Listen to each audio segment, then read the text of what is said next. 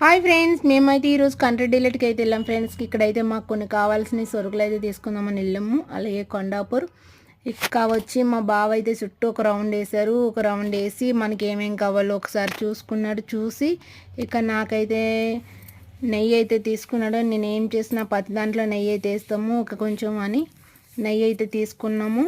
అలాగే ఇంకా వచ్చి కొంచెం సాంబార్ మసాలా చిన్న ప్యాకెట్, అలాగే పాలు, ఇక సాంబార్ పొడి, అలాగే గరం మసాలా పొడి, పన్నీరు తీసుకున్నాం ఫ్రెండ్స్. ఇక ఆటా పిండి ఒకటి, మొత్తం ఇవన్నీ కలిపి మొత్తం 1700 అయితే అయింది. ఇక డిస్కౌంట్ పోయి 1200కి అయితే వచ్చినాయి మనకి ఫస్ట్ టైం తీసుకున్న వాళ్ళకి. ఇక నెయ్యి అయితే నేను ఫ్రెష్గా ఉంది, ఈరోజు పూజ దగ్గర అయితే వాడదామని ఓపెన్ చేసా. ఫ్రెష్గా ఉంది నెయ్యి కూడా.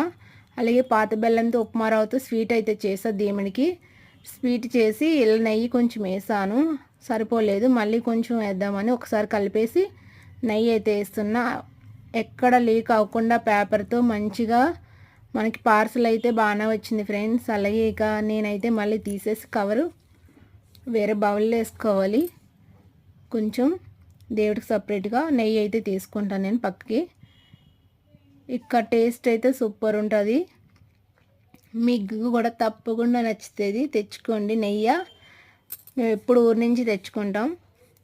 తప్పకుండా చాలా బాగుంది. ఈరోజు మా రెసిపీ వచ్చి పుదీనా రైస్ ఫ్రెండ్స్. అలాగే క్యారెట్ వేసి పుదీనా రైస్ చేసా.